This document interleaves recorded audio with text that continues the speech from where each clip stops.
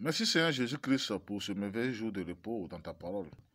Ce dimanche 24 octobre 2021. Amen. À ceux qui fréquentent des églises protestantes ou évangéliques, sachez bien que les protestants étaient apparus parce que l'église catholique cachait les vérités bibliques aux gens. Mais cela ne signifie pas aujourd'hui que les églises protestantes ou évangéliques sont plus justes dans leur enseignement ou qu'elles sont plus fidèles aux saintes écritures que l'église catholique. Chaque église protestante ou évangélique doit examiner ses propres doctrines face aux Écritures pour voir son degré de fidélité et pouvoir corriger ses erreurs. Quand nous regardons aujourd'hui ces phénomènes de parler en langue et de ces femmes pasteurs qui s'amplifient dans les églises, des choses que même l'église catholique infidèle à la Bible n'a pas connues, nous pouvons parfaitement conclure que les églises protestantes ou évangéliques sont elles aussi corrompues dans leurs pratiques qui vont à l'encontre des commandements bibliques.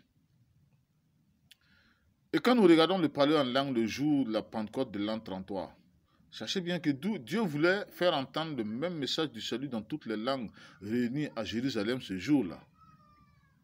Et quand nous regardons le parler en langue, quand nous comparons avec le parler en langue dans l'église de Corinthe, Dieu voulait montrer un signe aux non-croyants qui fréquentaient cette église, qu'il s'adressait directement à son église et que quelqu'un pouvait bien interpréter pour les gens. Et lorsque la rédaction de la Bible fut achevée vers l'an 95, le parler en langue n'allait plus être de Dieu, car Dieu a tout mis dans sa parole, dans la Bible. Aujourd'hui, je vous dis que les protestants qui continuent de parler en langue tentent d'ajouter d'autres messages à la Bible.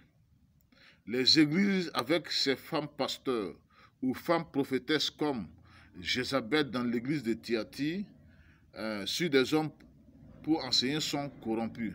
Et il faut bien les quitter afin d'échapper à la colère de Dieu qui va les condamner à cause de leur infidélité aux Écritures.